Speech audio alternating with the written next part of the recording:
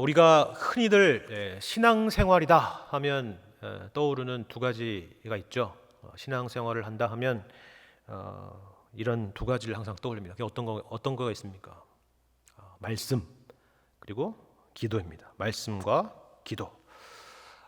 물론 전도도 있고 구제도 있고 교제도 있고 여러 가지가 있겠지만 특별히 우리가 신앙생활의 일반적인 내용이다 그러면 말씀과 기도라는 것을 제일 먼저 떠올리게 됩니다.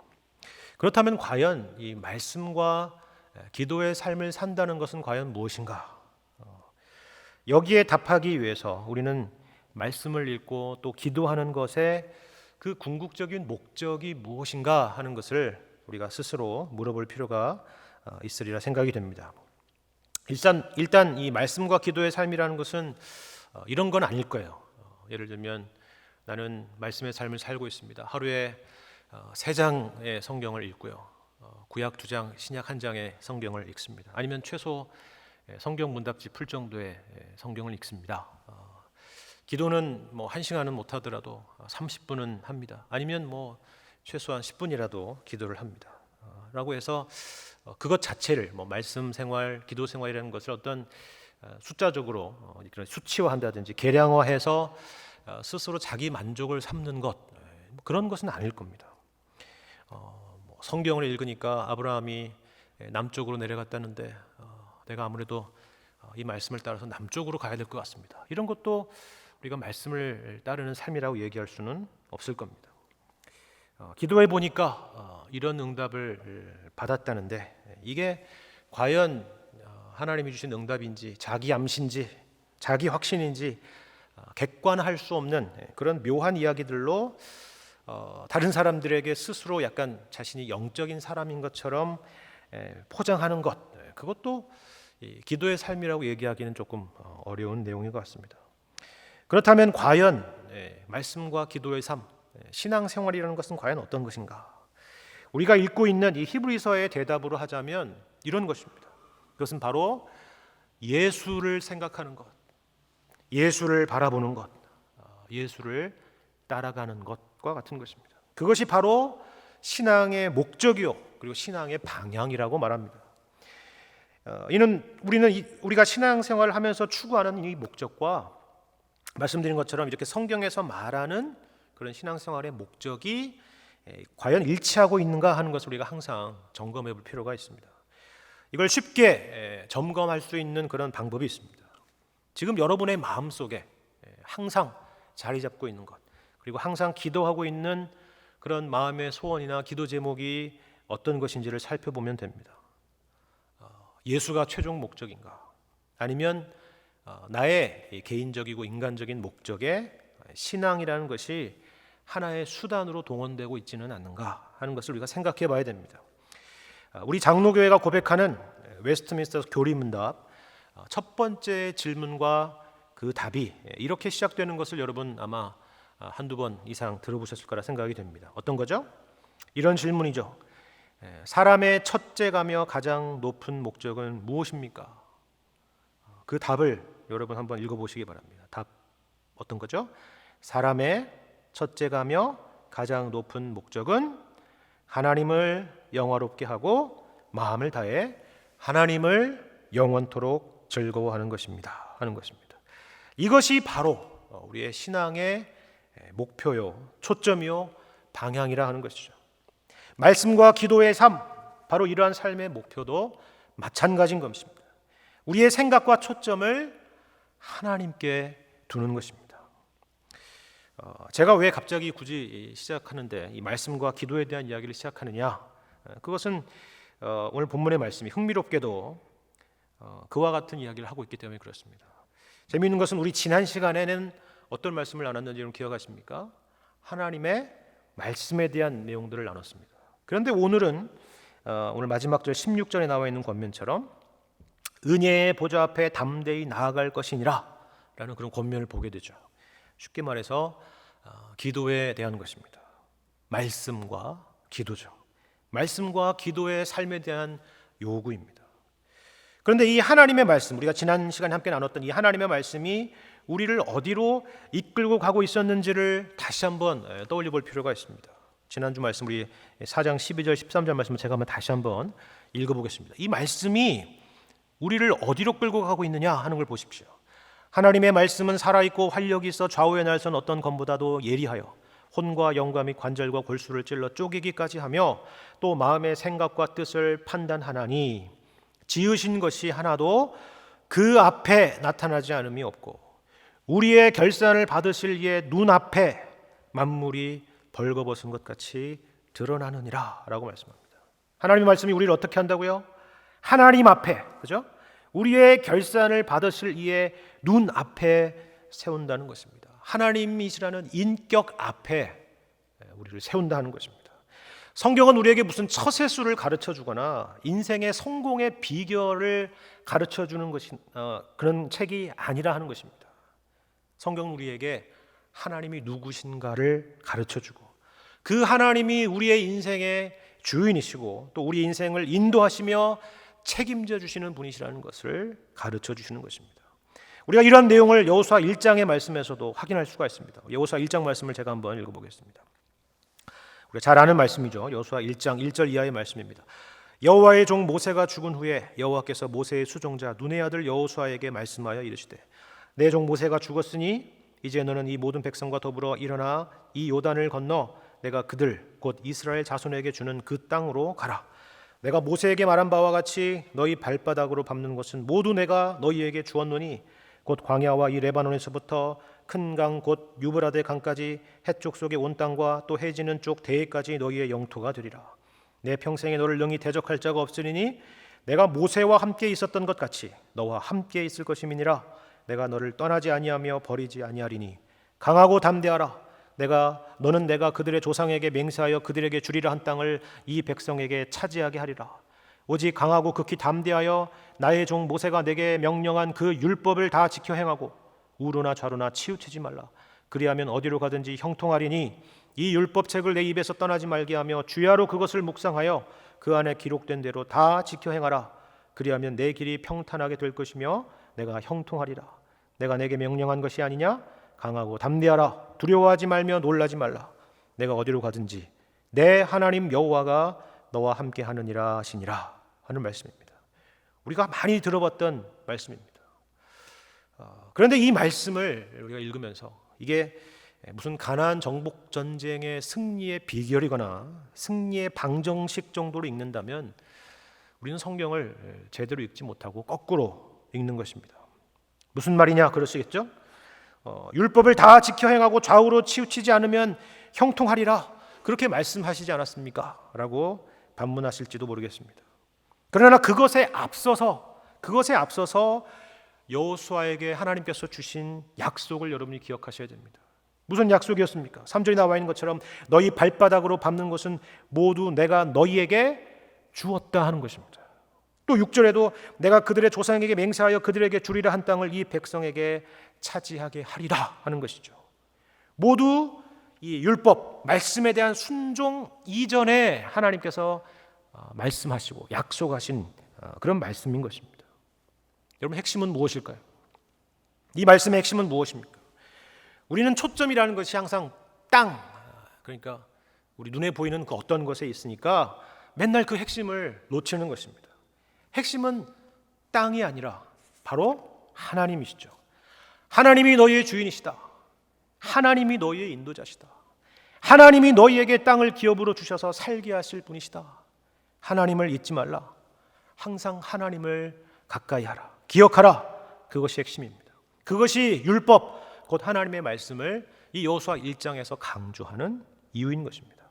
그리고 그것은 여호수아서만이 아니라 성경 전체에서 늘 항상 강조하고 있는 내용인 것입니다. 그런데 왜 이 여호수아에서 1장에서는 이 율법책, 다시 말해서 하나님의 말씀을 내 입에서 떠나지 말게 하고 주야로 그것을 묵상하라 이렇게 말씀하고 있을까요? 그 이유는 간단하죠.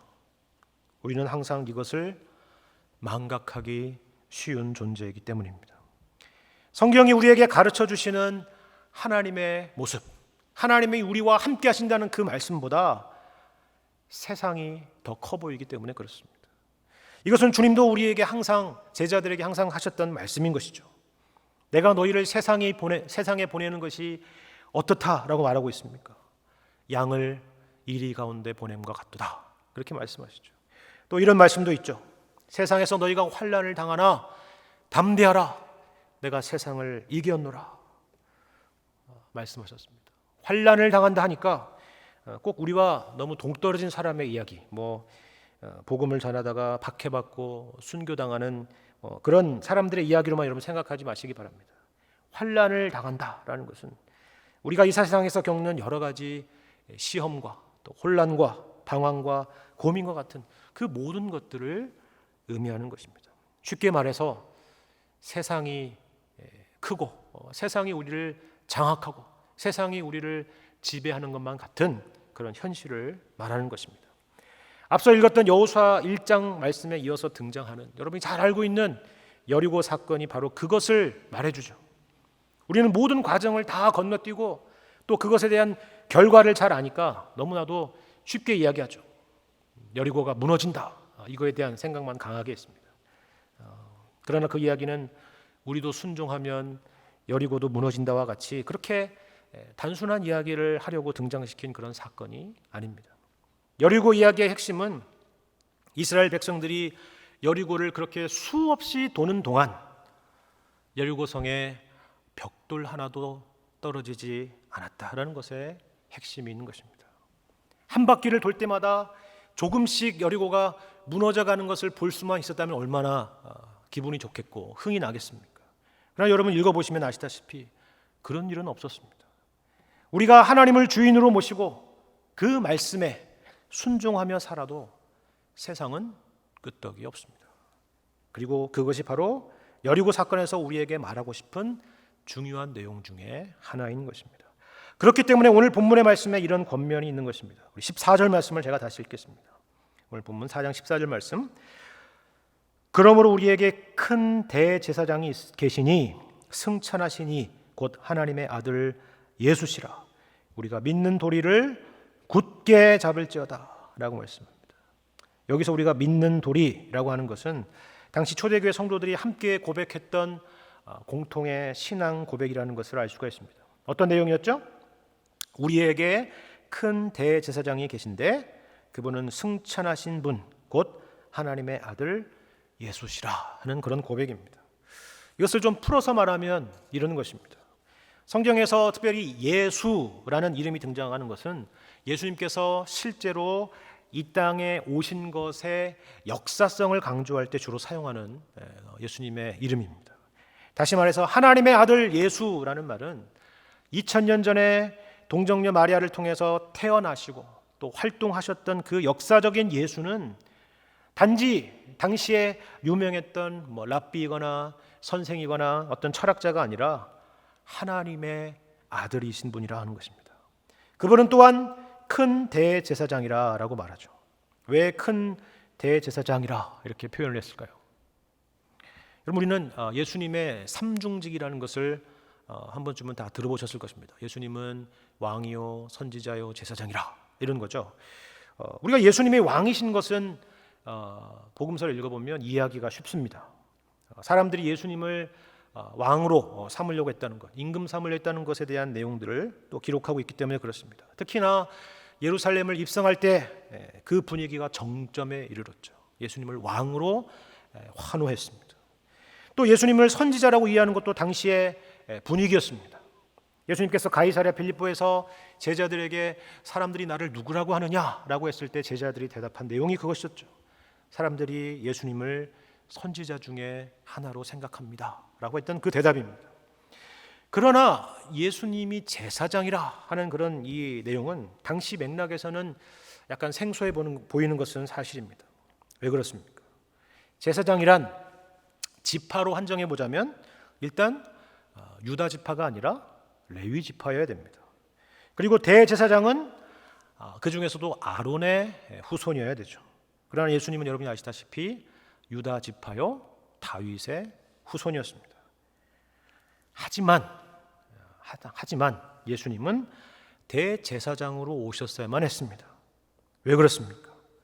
예수님께서 이 땅에 오신 이유가 바로 우리를 죄에서 대속하시기 위해서였기 때문에 그렇습니다. 그래서 이런 말씀이 앞서서 있었죠. 히브리서 2장 17절 말씀입니다.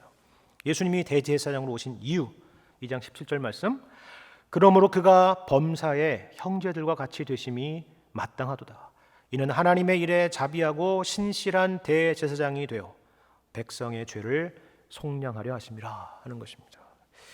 그러면 어떻게 유다 지파요 다윗의 후손이었던 예수 그리스도께서 대제사장이실 수 있는가 하는 부분에 대해서는 앞으로 5장 이후에서 확인하게 될 것입니다. 이 부분은 나중에 살펴볼 생각입니다.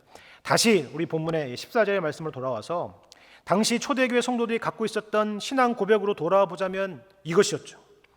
우리에게 큰 대제사장이 계신다.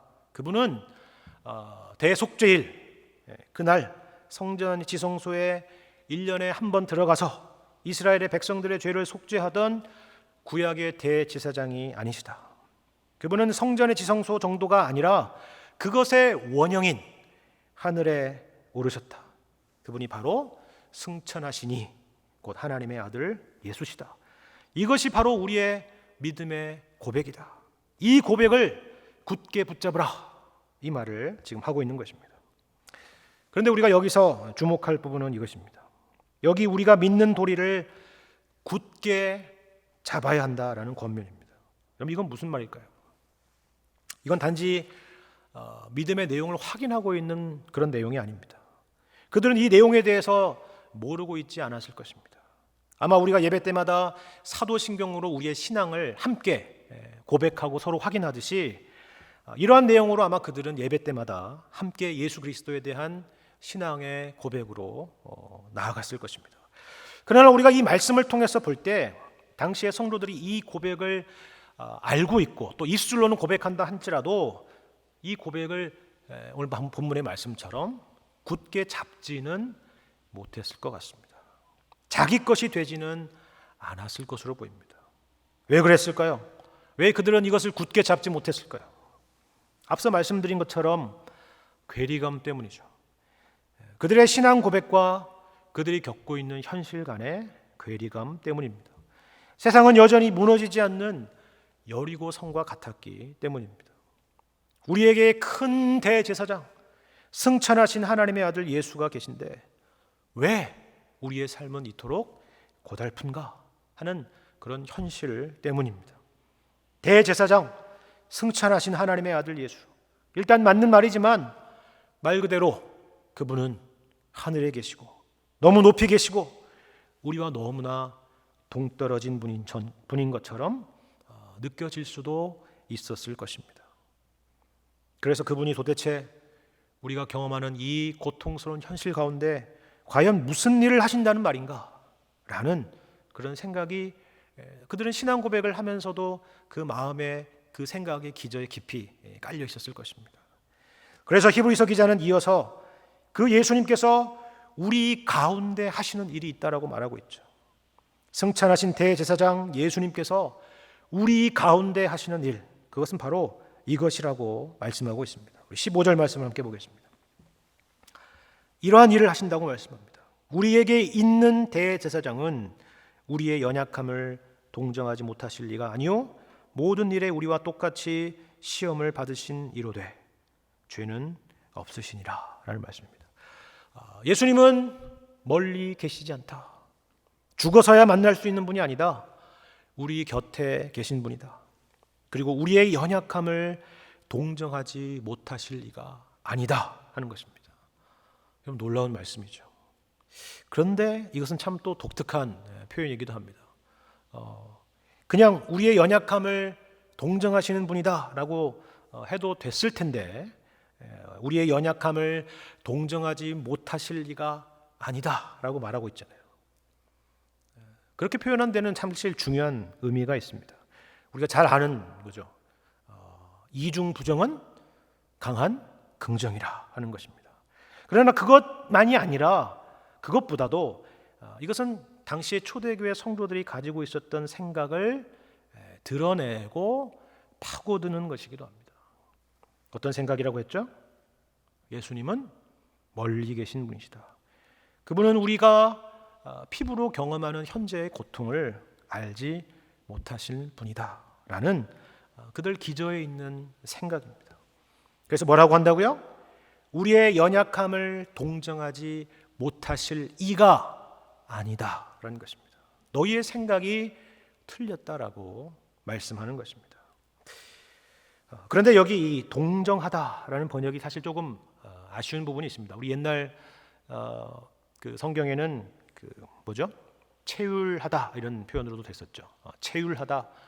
오늘 여기 개역 개정에는 동정하다 이렇게 되어 있는데 우리는 보통 동정 혹은 뭐 체휼하면은 어떤 느낌이 제일 떠오릅니까? 보통 문제가 없는 사람, 부족한 것이 없는 사람이 그렇지 않은 사람에게 가지는 일종의 착한 감정 정도로 생각하기 그런 쉬운 단어죠.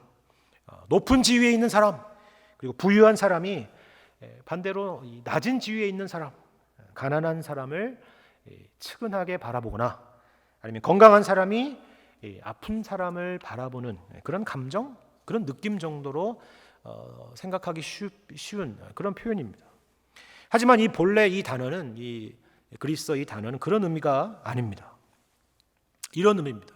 함께 고통받다, 함께 경험하다, 함께 겪다라는 그런 의미를 갖고 있는 단어입니다. 마치 부모가 자녀를 바라보는 그런 마음, 그 이상의 마음이라고 할 수 있는 그 표현이 바로 여기 나와 있는 단어인 것입니다. 예수님이 우리에게 그렇게 하고 계신다 하는 것입니다. 예를 들까요? 여러분 예수님께서 이 복음서에 등장하는 여러 이 치유의 내용들 여러분이 생각해 보시길 바랍니다. 우리 생각에는 예수님은 하나님의 아들이시고 능력이 많으신 분이니까 오셔가지고 이렇게 무슨 어떤 능력자가 능력을 발휘하거나 무슨 마술을 부리듯이 사람을 고치는 모습일 거라고 상상하는데 여러분 자세히 읽어보시면 그런 내용이 결코 아닙니다. 그런 능력이 없어서가 아니라 그렇게 행하시지 않습니다. 그들을 보면서 도리어 주님은 어떤 마음을 가지셨다고요? 민망히 여기시는 마음을 가지셨다는 것입니다.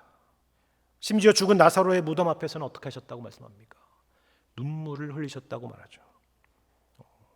죽은 나사로를 보고 그 무덤에서 눈물을 흘리는 건 당연하지 않는가? 우리는 그렇게 생각할지도 모르겠습니다. 우리도 보통 장례식에 가면 눈물을 흘리지 않는가? 하지만 우리는 능력이 없어서 울죠. 그러나 예수님은 능력이 없어서 우시는 것이 아닙니다. 그것이 바로. 그러면 왜 예수님께서 우셨을까요? 그것은 단지 병자를 치유하고 죽은 자를 살리는 그런 일이 아니라 바로 그와 같은 처지를 예수님께서는 깊이 공감하시는 것입니다.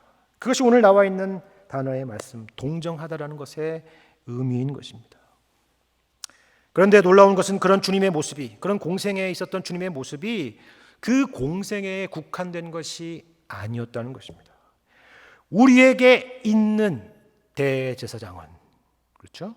지금도 그렇게 우리의 연약함을 공감하고 계신다라는 것입니다. 동시에 이어서 그분은 모든 일에 우리와 똑같이 시험을 받으신 분이라고 말하고 있습니다. 여러분 이 말씀을 어떻게 보십니까? 우리와 똑같이 시험을 받으신 분이다. 그런데 이 말은요, 우리가 겪는 모든 갖가지의 시험이나 유혹들을 예수님도 동일하게 받으셨다라는 말은 물론 아닙니다.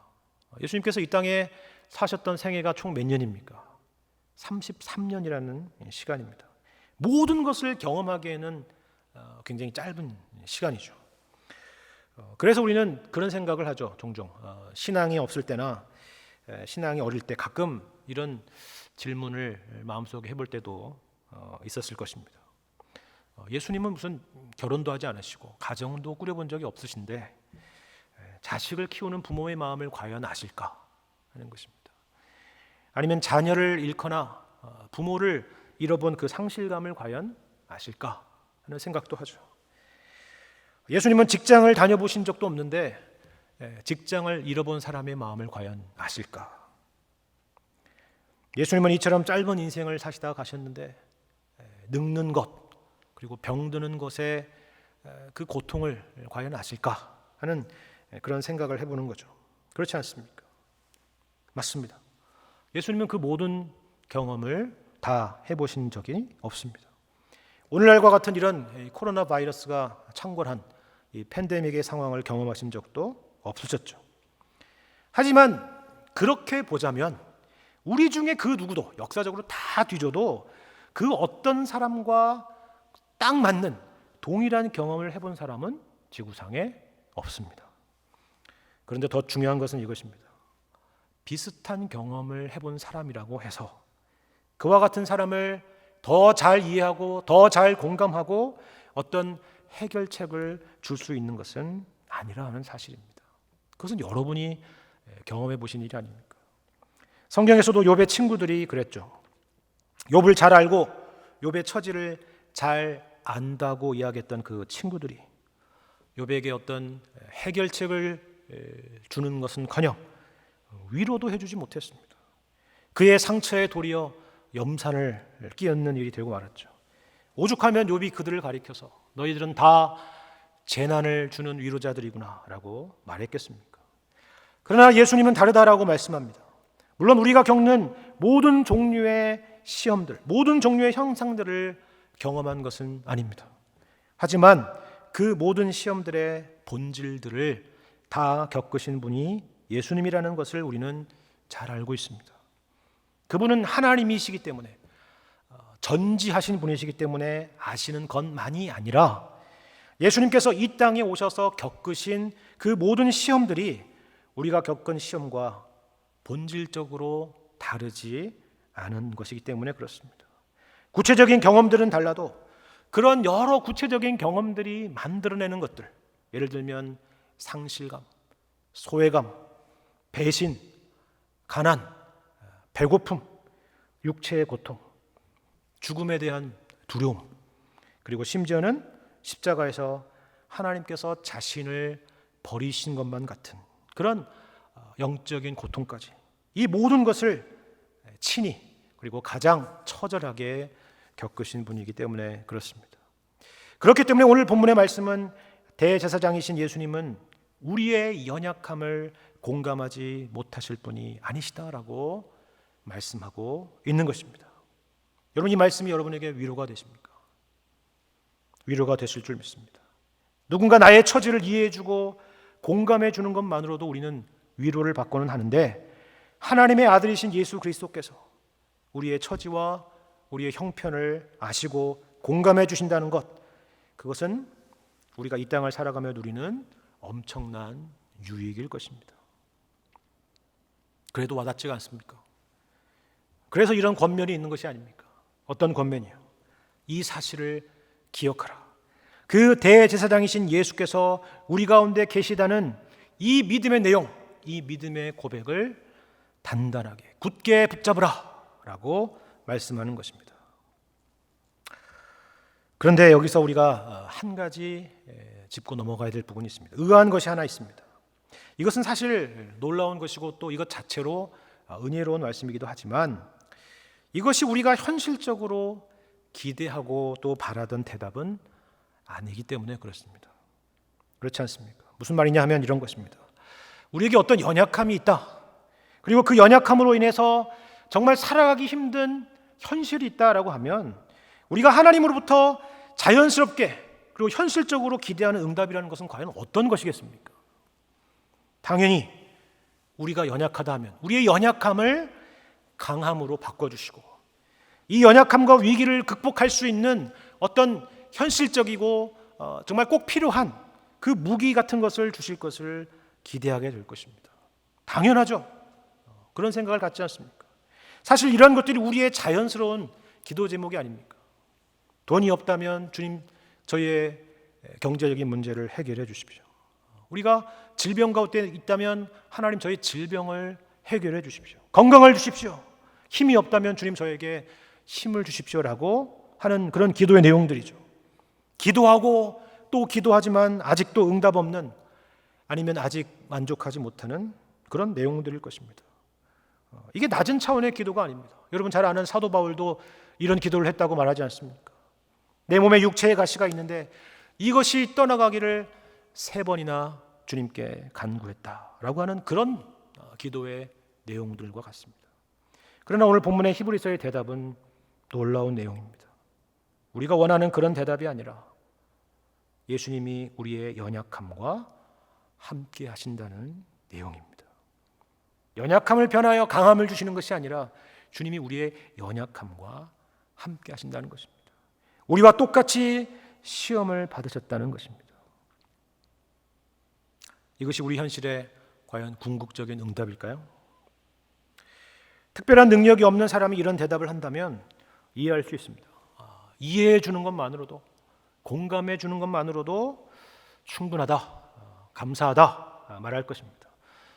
여러분이 속상하고 답답한 일을 만날 때 친구를 만나서 같이 이제 차를 마시거나 커피를 마시거나 아니면 심지어 술잔을 기울이거나 하면서 이야기를 나눌 때 마음이 통하죠. 마음이 풀립니다. 그 이상 뭘 기대하겠습니까? 그 사람이나 나나 똑같은 능력인데, 그렇지 않습니까? 그러나 예수님은 누구시라고요? 큰 대제사장, 하늘에 오르신 분, 곧 하나님의 아들 예수 그리스도이십니다. 성부 하나님과 함께 온 우주 만물을 창조하시고 다스리시는 만물의 주관자이십니다. 그런데 그런 하나님께서, 그런 능력의 하나님께서 고작, 여러분 이 고작이라고 하는 표현을 여러분 용서하시기 바랍니다. 우리 눈에는 그렇게 보일 수 있기 때문에 그렇습니다. 그 능력의 하나님께서 고작 우리의 처지에 공감하신다라고 말씀하시기 때문에 그렇습니다. 여러분 이걸 이해하시겠습니까? 그런데 여기에 바로 이 히브리서가 우리에게 말하고자 하는 중요한 메시지가 있습니다.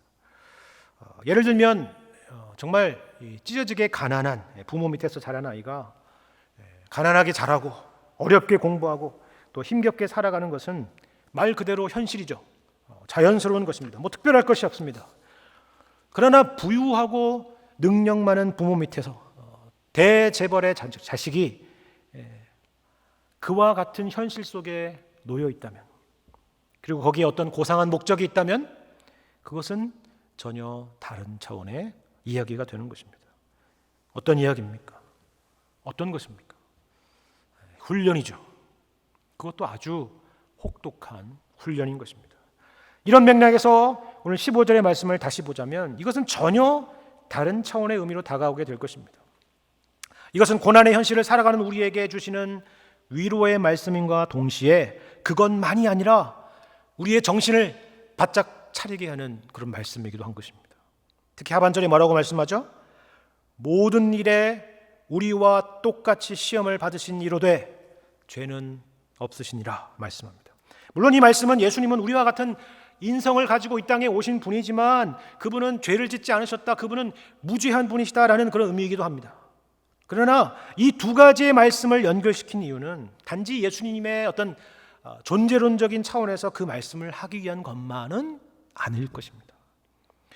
예수님께서 광야에서 시험을 받으신 장면, 그리고 공생의 기간 동안에 예수님께서 시험을 만났던 그런 장면들을 여러분이 떠올려 보신다면 그 시험의 본질이라는 것이 어떤 것이었는지 짐작할 수 있을 것입니다.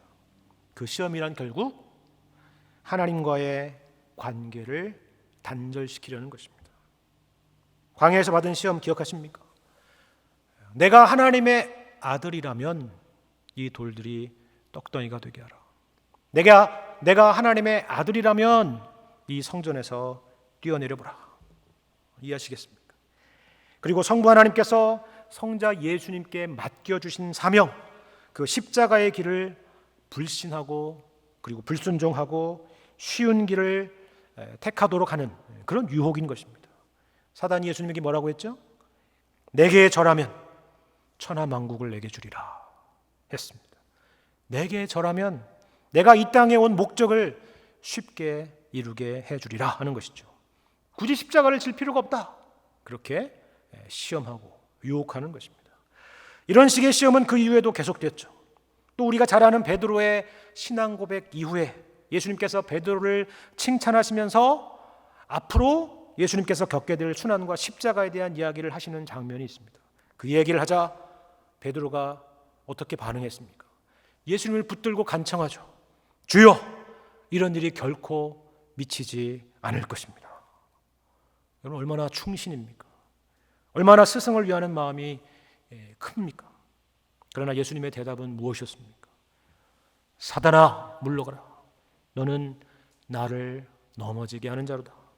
내가 하나님의 일을 생각하지 않고 도리어 사람의 일을 생각하는도다 라고 했습니다. 여러분, 이게 무슨 말씀인지 아시겠습니까? 우리에게도 마찬가지죠. 우리가 이 땅 가운데 살아가면서, 특별히 신자로서, 하나님의 자녀로서 살아가면서 당면하는 여러 가지 시험, 그것이 육신의 고통이건 경제적인 어려움이건 장래에 대한 불안이건 그 어떤 것이건 간에 사실 그 본질적인 내용을 살피자면 하나의 본질적인 시험이라는 것을 알 수가 있죠. 바로 하나님에 대한 불신입니다. 하나님의 구원하심과 하나님의 선하심과 그리고 하나님의 인도하심에 대한 불신입니다. 그러나 예수님은 어떻게 했다고요? 우리와 똑같이 시험을 받으신 이로되 죄는 없으시니라. 우리가 예수님의 생애에서 보듯이 예수님은 거기에 굴복하시거나 항복하지 않으셨다는 것입니다. 예수님께서 무슨 불굴의 의지를 가지셨기 때문이 아닙니다. 그 모든 것을 가볍게 이길 수 있는 존재로 오셨기 때문도 아닙니다. 다시 말씀드리지만 예수님은 인성적 차원에서 우리와 똑같은 분이십니다.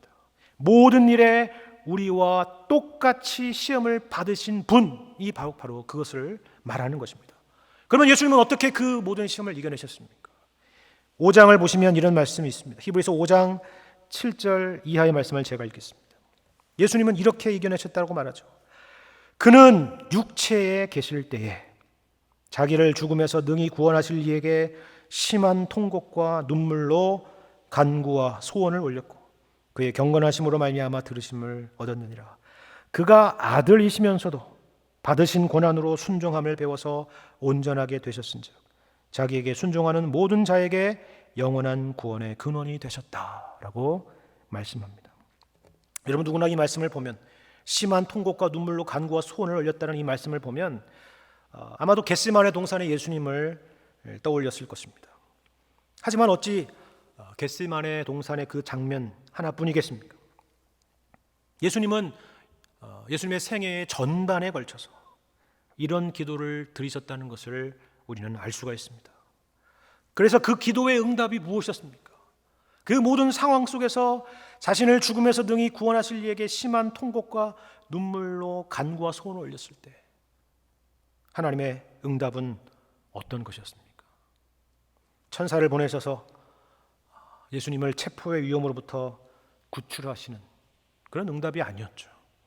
십자가를 이겨낼 어떤 강철 체력을 주시거나 아니면 그 십자가의 고통을 감내할 만한 진통제를 주신 것도 아니었습니다. 그 십자가의 길을 포기하지 않고 묵묵히 갈 수 있도록 하신 것입니다. 십자가에 죽기까지 순종하실 수 있도록 하신 것입니다. 바로 이 은혜가 우리에게도 있다는 것입니다. 우리의 연약함을 강함으로 바꿔주시고 이 고난을 극복할 어떤 세상적인 수단을 주시는 것이 아니라 우리의 연약함을 동정하시고 공감하시며 우리의 인생의 걸음과 함께 하시리라는 것으로 응답하시는 이유, 그래서 우리가 상황과 환경 가운데서 넘어지지 않고 하나님의 자녀로 마침내 온전히 서도록 하시는 이유가 바로 여기에 있는 것입니다. 여기에는 이처럼 우리를 향하신 하나님의 우리가 생각 못하는 훨씬 더 큰 그림이 놓여 있는 것입니다. 우리가 하나님과 이러한 관계로 묶여 있는 존재라는 것을 기억하라는 말씀입니다. 하나님을 아버지라 부를 수 있는 관계, 그리고 그 아버지 하나님이 단지 우리의 신분만이 아니라 실제로 우리를 당신의 자녀로 세우시고 만들어 가시는 그 훈육의 시간들, 우리로 예수님을 따라가게 하시고 예수님을 닮은 하나님의 자녀로 기어코 세우시고야 말 그런 하나님의 의지에 묶여있는 관계, 그런 과정 가운데 신자들의 오늘의 현실이 있다라고 말하는 것입니다. 그래서 우리에게도 예수님과 같이 이러한 권면을 우리에게 던져주는 것입니다. 오늘 마지막 16절 말씀을 우리 함께 보겠습니다. 16절 말씀, 그러므로 우리는 긍휼하심을 받고 때를 따라 돕는 은혜를 얻기 위하여 은혜의 보좌 앞에 담대히 나아갈 것이니라. 예수님과 같은 기도에 대한 권면입니다. 그냥 기도에 대한 권면이 아니라 예수님과 같은 기도의 권면입니다. 기도에 대한 응답은 무엇이라고 하죠? 능력이나 세상적인 어떤 무기가 아닙니다. 때를 따라 돕는 은혜입니다. 때를 따라 돕는 은혜라는 말은 적시에 주시는 은혜라고도 할 수 있을 것입니다. 그런데 왜 이런 표현을 썼을까요? 우리는 그 적시가 언제인지 잘 모릅니다. 아니, 우리는 마땅히 구할 바가 뭔지조차도 잘 모르죠. 하나님이 주시는 은혜가 과연 어떠한 모양으로 어떠한 모습으로 우리에게 다가와 있는지조차도 사실은 잘 모릅니다. 그러나 확실한 것은 이것입니다. 우리 중에 그 누구도 우리의 구원이 완성된 그 시점에서, 천국에서 우리가 지나간 과거의 일을 돌이켜 보았을 때, 그때 그 일이, 그 시간이, 그 응답이 하나님께서 나에게 주셨던 가장 최선의 것이요 최고의 은혜였다라는 것을 고백하지 않을 사람이 단 한 사람도 없으리라는 것입니다. 지금은 답답하고, 지금은 하나님이 하시는 일이 무엇인가 하는 그런 오해가 있을 수도 있지만, 그러나 이후에는 알게 되리라는 것입니다. 이후에는 고백하리라는 것입니다. 이후에는 찬양하게 될 것이라 하는 것입니다. 왜요? 하나님은 실수하시는 법이 없고, 하나님은 우리의 머리털까지도 세신바된 분이시기 때문에 그렇습니다. 하나님은 바로 우리의 아버지이시기 때문입니다. 기도라는 것은 바로 이에 대한 확신과 기대와 소망을 가지고 은혜의 보좌 앞에 나아가는 것입니다. 그 하나님이신 것을 우리가 믿음으로 바라보며 나아가는 것입니다. 우리의 대제사장이신 예수님, 하나님의 아들이신 예수님이 우리 곁에 늘 함께 계심을 기억하시기를 바랍니다. 주님은 우리에게서 멀리 계신 분이 아니라 우리의 연약함을 공감하시고 또 우리가 당하는 똑같은 시험을 받으신 분이십니다. 이 예수님께서 우리의 고통의 현실 가운데 항상 함께 계심을 믿으시고 또 그 믿음으로 은혜의 보좌 앞에 항상 담대히 나아가시는 여러분과 제가 되기를 주님의 이름으로 간절히 축원합니다.